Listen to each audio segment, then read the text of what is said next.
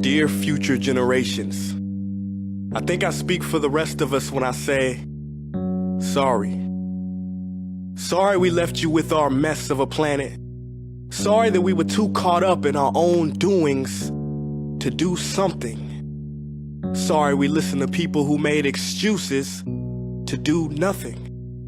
I hope you forgive us. We just didn't realize how special the earth was. Like a marriage gone wrong, we didn't know what we had until it was gone. For example, I'm guessing you probably know it as the Amazon desert, right? Well, believe it or not, it was once called the Amazon rainforest, and there were billions of trees there, all of them gorgeous. And oh, you don't know much about trees, do you? Well, let me tell you, trees are amazing. I mean, we literally breathe the air they are creating. They clean up our pollution, our carbon. They store and purify water, give us medicine that cures our diseases, food that feeds us, which is why I'm so sorry to tell you that we burn them down. Cut them down with brutal machines, horrific, at a rate of 40 football fields every minute. That's 50% of all the trees in the world gone in the last 100 years. Why? For this. And that wouldn't make me so sad if it weren't so many pictures of leaves on it. You know, when I was a child, I read how the Native Americans had such consideration for the planet that they felt responsible for how they left the land for the next 7 generations. Which brings me great sorrow, because most of us today don't even care about tomorrow. So I'm sorry. I'm sorry that we put profit above people, greed above need, the rule of gold above the golden rule. I'm sorry we use nature as a credit card with no spending limit, overdrafting animals to extinction, stealing your chance to ever see their uniqueness or become friends with them. Sorry we poison the ocean so much that you can't even swim in them.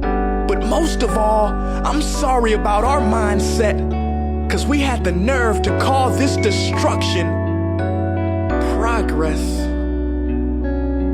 Hey Fox News, if you don't think climate change is a threat, I dare you to interview the thousands of homeless people in Bangladesh. See, while you were in your penthouse nestled, their homes were literally washed away beneath their feet due to rising sea levels.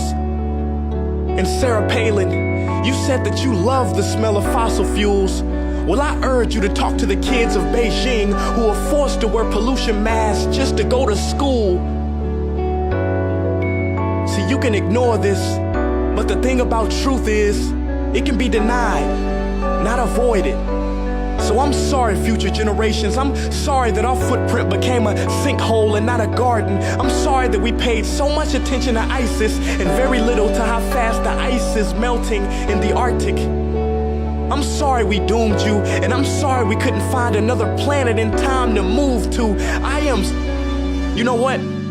Cut the beat. I'm not sorry. This future, I do not accept it, because an error does not become a mistake until you refuse to correct it. We can redirect this. How? Let me suggest that if a farmer sees a tree that is unhealthy, they don't look at the branches to diagnose it, they look at the root. So like that farmer, we must look at the root, and not to the branches of government, not to the politicians run by corporations. We are the root, we are the foundation. This generation, it is up to us to take care of this planet. It is our only home. We must globally warm our hearts and change the climate of our souls and realize that we are not apart from nature, we are a part of nature. And to betray nature is to betray us. To save nature is to save us. Because whatever you're fighting for, racism or poverty, feminism, gay rights, or any type of equality, it won't matter in the least. Because if we don't all work together to save the environment, we will be equally extinct.